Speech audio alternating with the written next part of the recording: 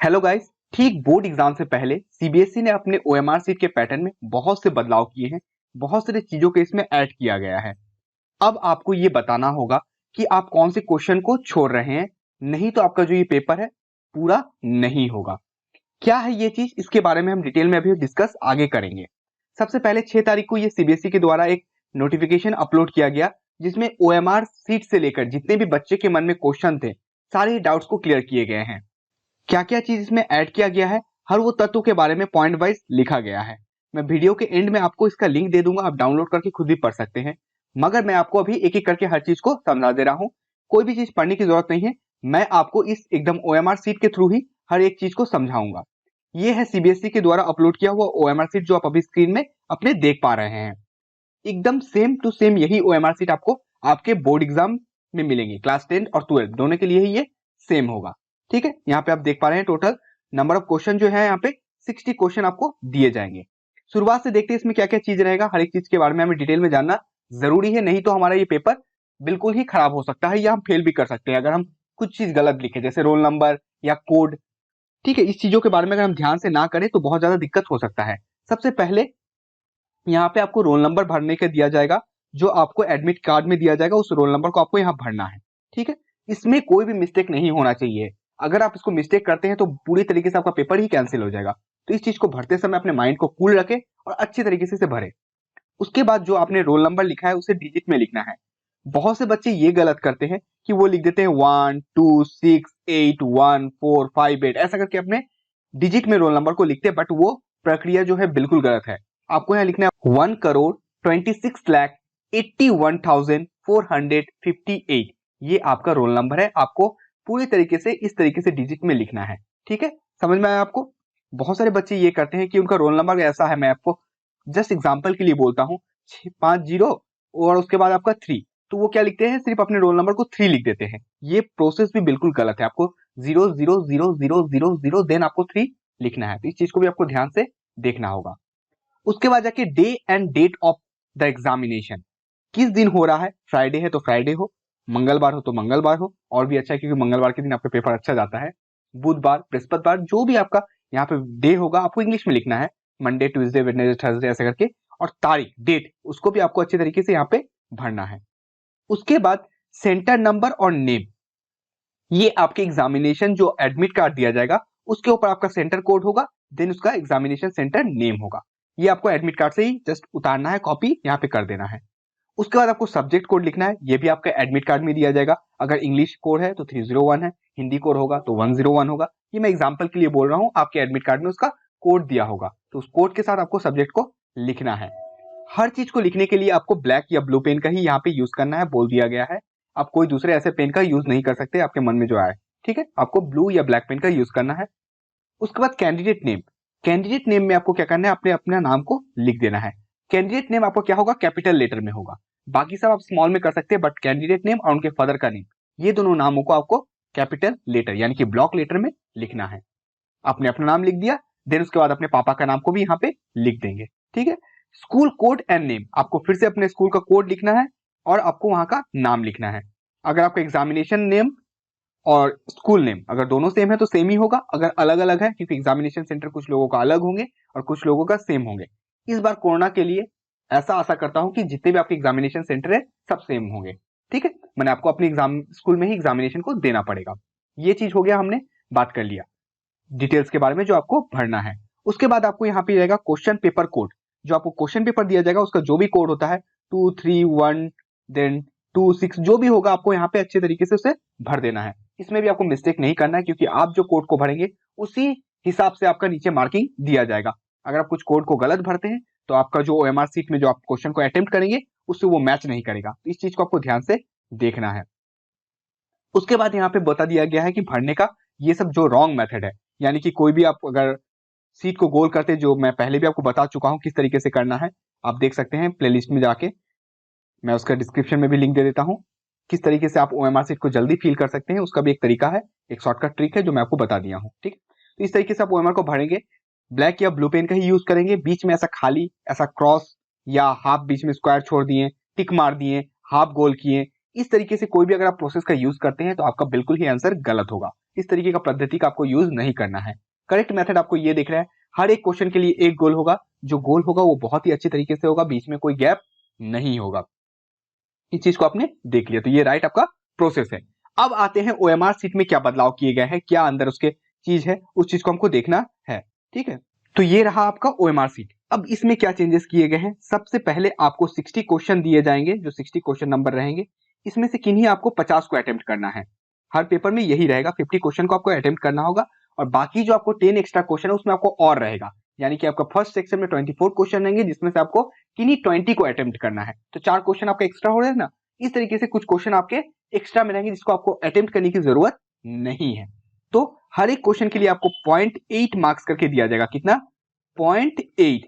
तो आपको कुल क्वेश्चन अटेम्प्ट करने होंगे 50 क्वेश्चन, तो 0.8 करके अगर 50 क्वेश्चन होता है तो टोटल मार्किंग आ जाता है आपका 40 नंबर, जो आपका पेपर आएगा टर्म 1 का। ठीक है, तो आप समझ गए ना।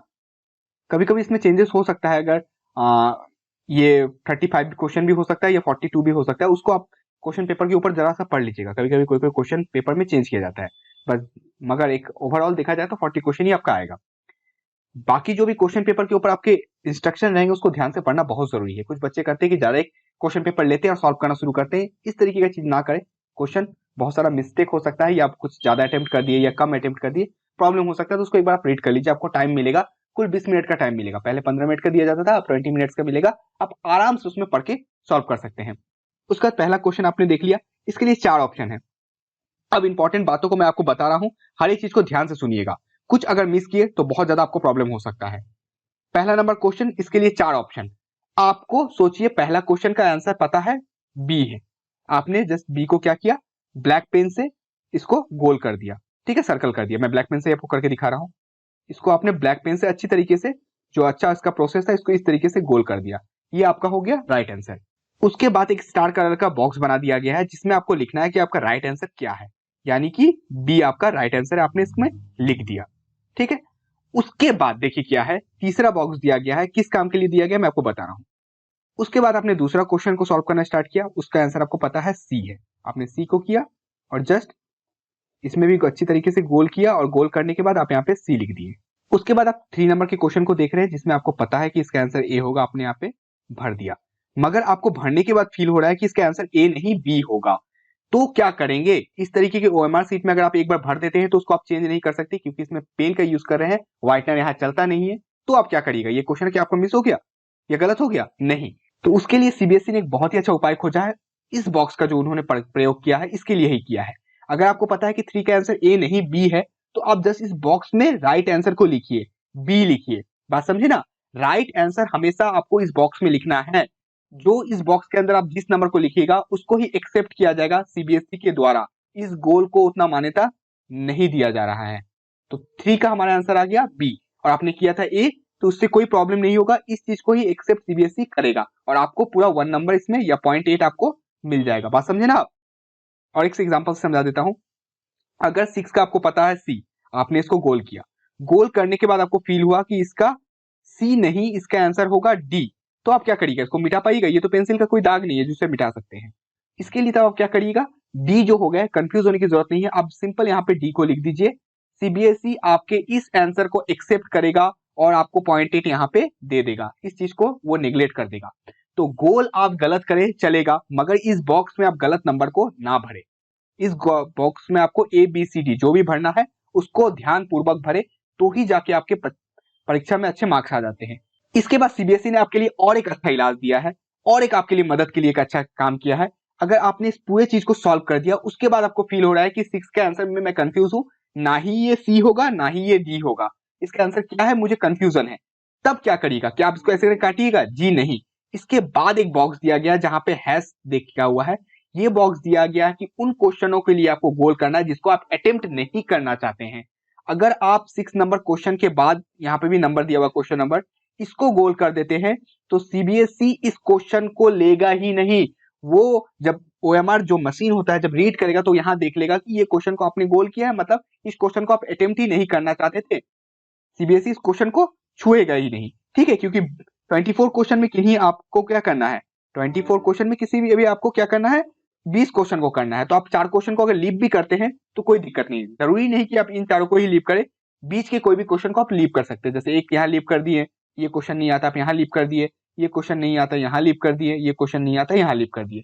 जो भी क्वेश्चन को आप लीव करेंगे उसके पीछे आप एक ब्लैक गोल को अच्छे से सर्कल कर दे क्वेश्चन नंबर को, जिससे सीबीएसई समझ जाएगा कि आप इस क्वेश्चन को अटेम्प्ट नहीं करना चाहते थे। बात समझ में आया ना आपको? कोई भी अगर आपको दिक्कत हो रहा है तो आप मुझसे फिर से पूछ सकते हैं। उसके बाद हम देख लेते हैं 9 नंबर क्वेश्चन का आंसर। आपको पता है, आप इसको जस्ट सिंपली ए यहाँ पे लिख दिए। 10 नंबर को लगता है सी, आपने सी भरा, आपको फील हो रहा है कि ये सी नहीं बी होगा, तो आप यहाँ पे सिंपली बी लिख दीजिए। उसके बाद भी आपको फील हो रहा है कि ये सी भी नहीं होगा बी भी नहीं होगा, मुझे पता नहीं है इसका आंसर, तो इसके बाद आप इसको गोल कर दीजिए। तो ये क्वेश्चन क्या होगा, लीव कर दिया जाएगा सीबीएसई के द्वारा। मगर जितना क्वेश्चन आपको लीव करने के लिए रहेगा उतना ही करिएगा। जैसे एक सेक्शन में 4 होगा, बी सेक्शन में शायद से 2 हो सकते हैं, सी में 1 हो सकते हैं, इस तरीके से होंगे। तो आप क्वेश्चन को ऐसा नहीं कि बहुत सारे लीव कर दिए, आपको टोटल कुल 60 क्वेश्चन में से 50 को अटेम्प्ट करना है, तो 10 ही क्वेश्चन आप लीव कर सकते हैं। किस सेक्शन में कितना लीव करने का है ये भी आपको इंस्ट्रक्शन में दिया रहेगा, ध्यानपूर्वक उसे पढ़े और इसे सॉल्व करने की कोशिश करें। उसके बाद ओएमआर सीट के अंदर आपको कोई भी दूसरे तरीके के स्पॉट का यूज नहीं करना। अगर इस तरीके के स्पॉट करते हैं तो ये पेपर पूरी तरीके से रिजेक्ट हो सकता है, इस वजह से कोई भी गलत स्पॉट का आप यहाँ पे उपयोग ना करें। ये पद्धति 3 हुआ, एक हो गया मार्क के लिए, दूसरा हो गया जिसमें आप सही आंसर भरना चाहते हैं, और तीसरा हो गया अगर आप इसको अटेम्प्ट नहीं करना चाहते हैं तो ही इसको आप यहाँ पे भरेंगे, अदरवाइज इसको आप ऐसे खुला छोड़ दीजिए।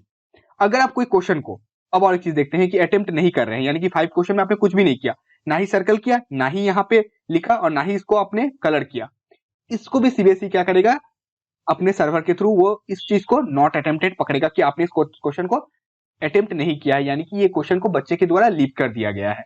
तो अगर आप गोल नहीं भी करते हैं तो चलेगा, लेकिन अगर आप मिस्टेक करते हैं तो आपको वहां पे गोल करके दिखाना है कि आप इस क्वेश्चन को अटेम्प्ट नहीं करना चाहते थे। बात समझे ना? आप में कोई दिक्कत नहीं? अगर कोई दिक्कत है तो आप कमेंट करिए, मैं जरूर आपका क्वेश्चनों का आंसर दूंगा, और कोशिश करता हूं कि हर बच्चे का कमेंट का आंसर देने का। कभी कभी कुछ बच्चों का रिप्लाई नहीं कर पाता हूं, तो इस चीज के लिए बहुत बहुत सॉरी, क्योंकि कभी कभी बहुत सारे कमेंट आ जाते हैं, लीव करना पड़ता है। उसके बाद एंड में आपको दिया रहेगा क्या है कि ये जो लिखा हुआ है, I confirm that all the particulars given above are correct, जो भी चीज इसमें लिखा है सेम टू सेम आपको अपने हैंडराइटिंग में यहाँ पे लिख देना है, और यहाँ पे आपको क्या करना है, कैंडिडेट का सिग्नेचर भी करना है। उसके बाद जाके जो भी काम है वो इन्विजिलेटर के द्वारा किया जाएगा, आपको कुछ करना नहीं है। अब आप सोच रहे होंगे कि ये ब्लैक बॉक्स क्यों है यहाँ पे और ऊपर में भी 2 होगा, क्यों है? इसका मतलब है कि इसके अंदर, इस सीट के जो ब्लैक बॉक्स के एरिया के अंदर आप कुछ भी दूसरे तरीके के मार्क का यूज नहीं कर सकते हैं। ऐसा नहीं कि आप अपने पेपर में ऐसा कुछ बना के दे दिए, कुछ कोड लिख के दे दिए, इस तरीके का चीज आप नहीं कर सकते हैं। अगर आप करते हैं तो आपका पेपर पूरी तरीके से कैंसिल कर दिया जाएगा। तो आपको इस चीज को ध्यानपूर्वक रखते हुए, अपने दिमाग में रखते हुए इस पेपर को सॉल्व करना है। तो ये था नया ओएमआर सीट, और इसको भरने का हर तरीका को मैंने आपको समझा दिया। आशा करता हूं कि आपको अच्छे से वीडियो समझ में आया होगा। इसी तरीके के महत्वपूर्ण जानकारी और चैप्टर रिलेटेड क्वेश्चन के साथ मैं आपसे मिलता रहूंगा। आप हमारे चैनल में बने रहें। मिलूंगा आपसे अपने अगले वीडियो में, तब तक के लिए स्वस्थ रहें, मस्त रहें और मुस्कुराते तो जरूर रहें। जय हिंद, जय भारत।